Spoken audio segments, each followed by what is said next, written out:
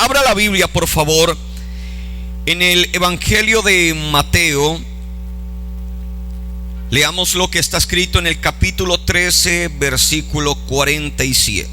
Evangelio de Mateo, capítulo 13, versículo 47. Quien tenga esa palabra, diga conmigo: gloria a Dios.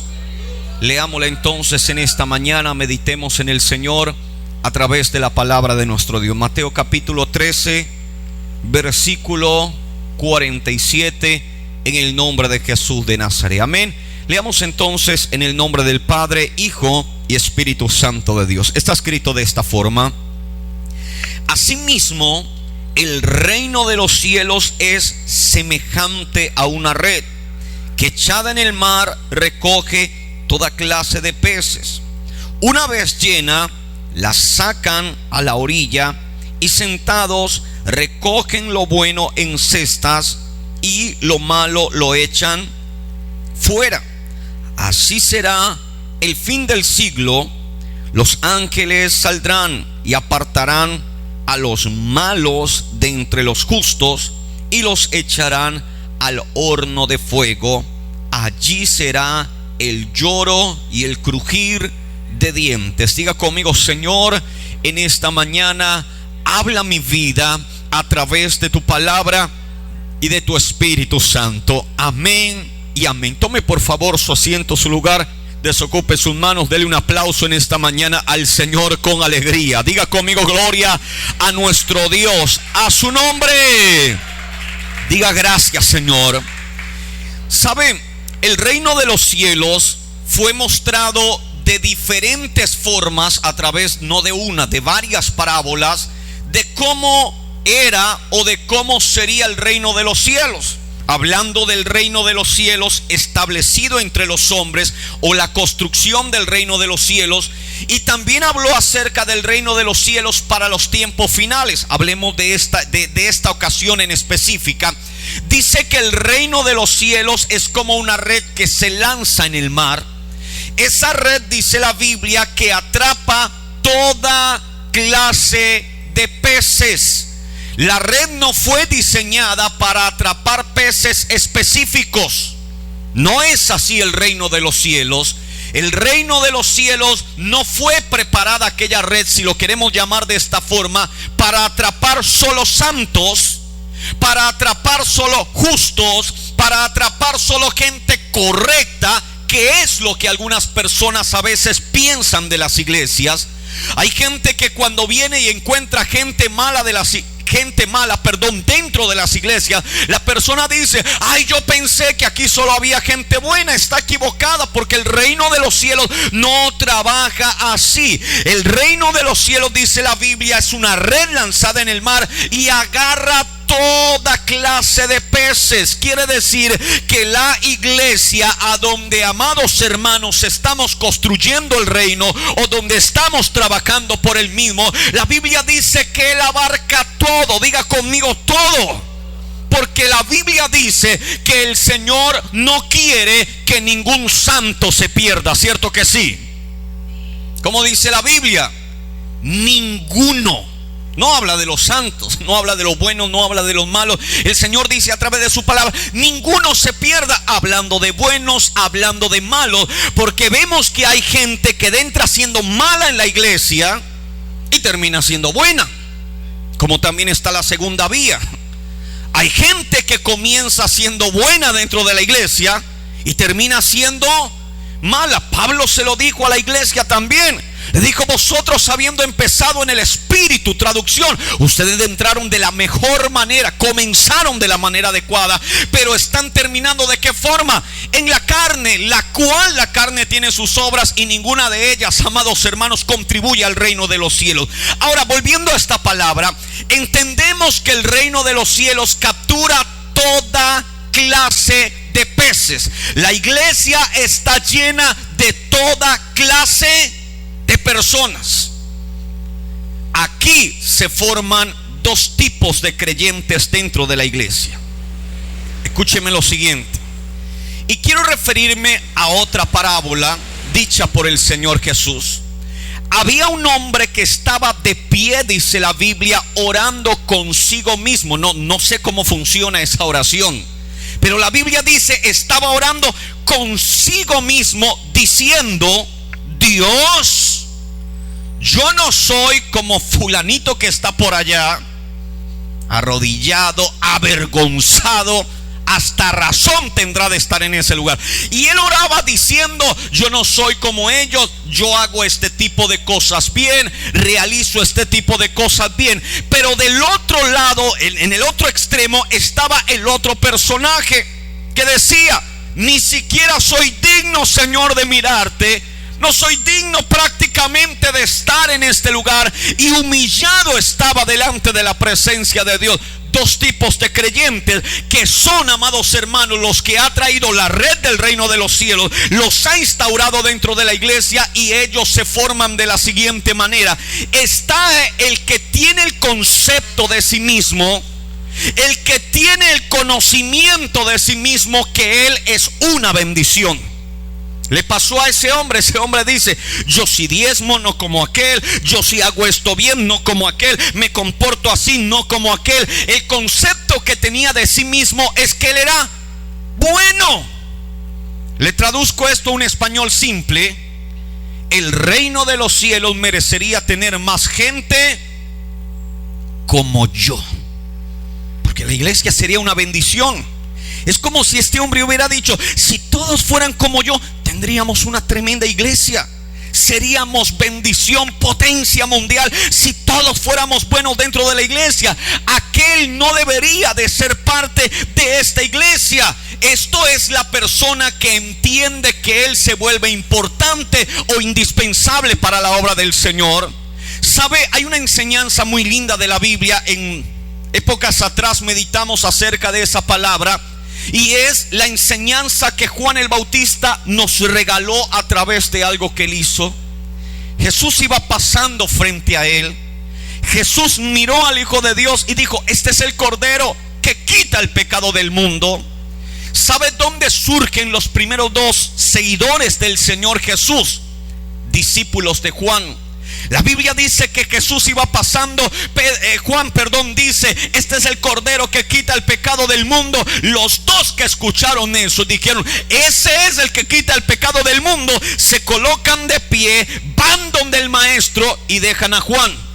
Si miramos la vida de Juan, una vez después de las declaraciones hechas por él mismo que Jesús era el Cordero de Dios, muchos de sus seguidores le empezaron a dejar y se empezaron a adherir al ministerio de Jesús. Juan entendió que él no era el reino de los cielos, él no era la maquinaria del reino de los cielos. Él entendió que él era un engranaje dentro de un amplio sistema que es el reino de los cielos, y que para que una cosa funcione, él tenía que ser parte de, mas él no podía ser el reino de los cielos. O sea, el verdadero hijo, la verdadera hija de Dios, el verdadero creyente entiende que él es parte del reino de los cielos, mas no él es el reino de los cielos. ¿Quién es el que cree que es el reino de los cielos? Cuando él tiene el mejor concepto de sí mismo, como queriendo decir: yo merezco la salvación, yo merezco la vida eterna porque yo me comporto bien, pero aquel no se lo merece. Este tipo de creyentes se forman cuando ellos vienen al Señor, a su nombre.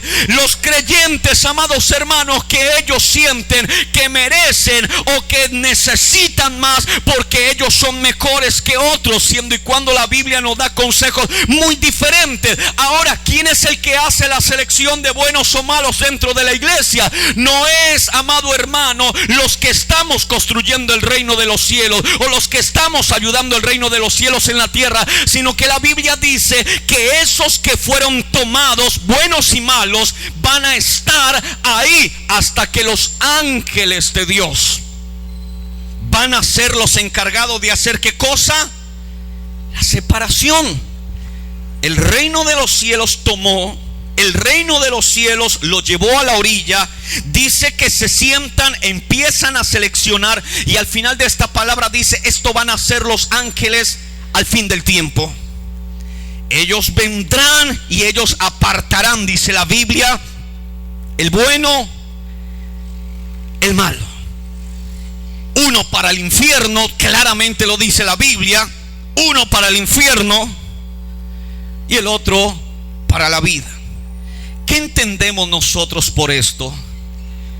Que la selección de personas no nos corresponde a nosotros, sino que le corresponde ¿a quién? Al Señor. Pero a veces nos tomamos ese trabajo nosotros. Queremos que cuando una persona pasa por la puerta hacia adentro de la iglesia se convierta en uno de nosotros inmediatamente. Queremos que Él cambie de la noche a la mañana, que Él tenga una transformación en segundos, que Él hoy entró y mañana ya esté vistiendo de una manera, actuando de otra manera. Criticamos a aquel que lleva 2, 3 días, una semana y que no ha demostrado ningún tipo de cambio, siendo y cuando el reino de los cielos fue el que lo alcanzó, el reino de los cielos fue el que lo trajo. Y si Él en el medio del camino cambia, transforma su vida, entrega su corazón al Señor y el Señor lo cambia, cuando vengan los ángeles del cielo y hagan la selección, Él puede estar dentro de los buenos, aun cuando haya iniciado siendo uno de los malos. ¿Quién me entiende? Levante la mano y diga gloria a Dios. Ahora el consejo es para nosotros. Déjeme leerle algo aquí que tomé como nota. Diga conmigo gloria a Dios. En 2 de Corintios capítulo 11 verso 26, este versículo dice así. Esto lo dice el apóstol Pablo: en caminos muchas veces, en peligros de ríos, peligros de ladrones, peligros de los de mi nación, peligros de los gentiles, o sea, no creyentes, peligros en la ciudad, peligros en el desierto, peligros en el mar. Y cierra este versículo diciendo: peligros entre falsos hermanos. Diga conmigo: falsos hermanos. ¿Sabe qué quiere decir la palabra falso? Nosotros predicábamos en alguna ocasión acerca del tema, y decíamos que falso es una imitación de algo original, que se parece, porque la Biblia dice que incluso engañarán, si es posible, a los escogidos. Tiene que ser una muy buena imitación para que funcione y para que alguien pueda ser engañado por algo que es falso. Ahora la Biblia dice que habrán creyentes, y Pablo los experimentó, conoció a algunos de ellos. Dice: sufrí peligros con gente de mi nación, que no tienen nada que ver conmigo, solamente una nacionalidad. Sufrí peligros con gentiles, gente que ni siquiera pertenece a mi nación. Pero también tuve que pasar momentos malos con hermanos, o sea, que deberíamos de estar del mismo lado. Ellos se convirtieron prácticamente en enemigos o en tropiezo para mi ministerio. Pero ¿sabe qué hizo Pablo con este tipo de creyentes? Pablo nos regaló una otra enseñanza más. Vaya conmigo a Colosenses capítulo 3 versículo 12 y versículo 13. Lo voy a leer para usted.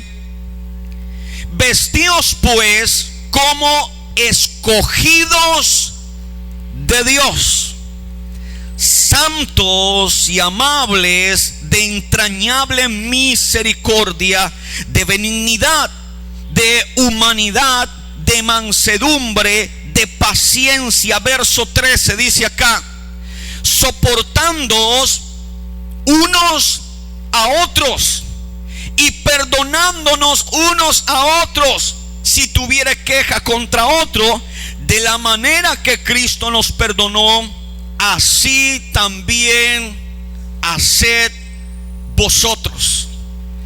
Pablo dice: yo tengo un falso hermano. ¿Qué hace Pablo con su falso hermano? Pablo dice: lo tengo que soportar, como Cristo soportó a los falsos en su ministerio. Por lo menos Judas estaba cerca del maestro, le encomendó una tarea muy específica, lo traicionó, pero nunca actuó como tal en contra de aquel que lo estaba traicionando. Lo amó, lo soportó, en otras palabras. Diga conmigo gloria al Señor. Pablo en primer lugar dice: he sido perseguido por falsos hermanos. Pero en un segundo plano, Pablo dice: he aprendido, en otras palabras, a soportarlos. Porque ese es el reino de los cielos. El reino de los cielos no es qué tan perfecto te conviertas tú para Dios.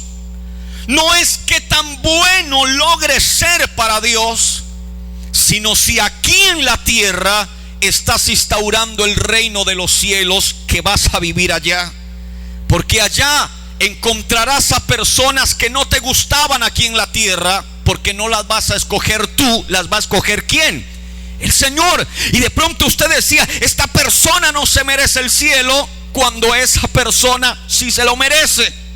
Usted de repente dijo, este me cae mal, este va para el infierno, y el día que llegues al cielo te lo vas a encontrar en ese lugar. ¿Por qué? Porque no es nuestro criterio el que escoge a las personas, sino que es ¿quién? El Señor. Entonces, si la Biblia dice que los buenos van a estar dentro de la red del reino, los malos van a estar dentro de la red del reino, si el apóstol Pablo dice que los falsos hermanos estarán cerca de nuestro ministerio, al lado de nuestro ministerio, si el apóstol Pablo dice, mire, sopórtenlos porque ellos también son parte, hoy puede ser una piedra de tropiezo para ti, hoy puede ser tu enemigo, mañana ellos que iniciaron en la carne pueden terminar en el espíritu. O alguien que llegue por la primera, segunda, tercera vez, cuarta vez y no quiera cambiar, Pablo el apóstol dice, sopórtenlos como Cristo los soportó, porque ellos también son parte del reino de los cielos. Levante la mano para el cielo y diga gloria a Dios. Sabe, a veces queremos que la gente se convierta en nosotros de la noche a la mañana.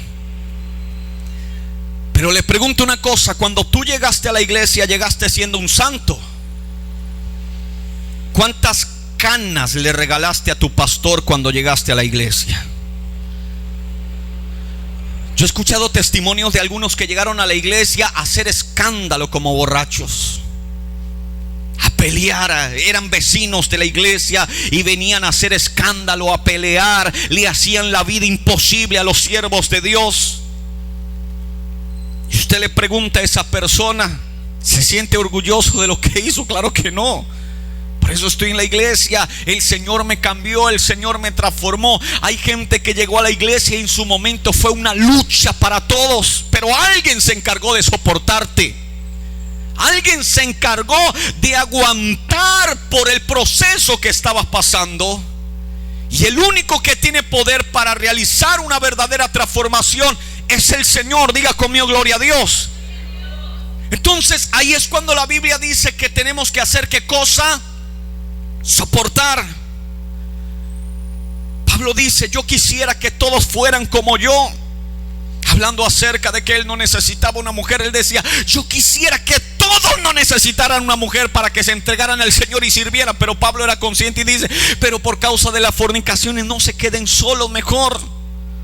Ahora cambiemos eso, como si Pablo también hubiera querido decir, a mí me gustaría que todos pensaran como yo, actuaran como yo, vivieran como yo, pero si no pueden, entonces traten de hacerlo mejor como lo puedan hacer para el Señor. Diga conmigo gloria a Dios.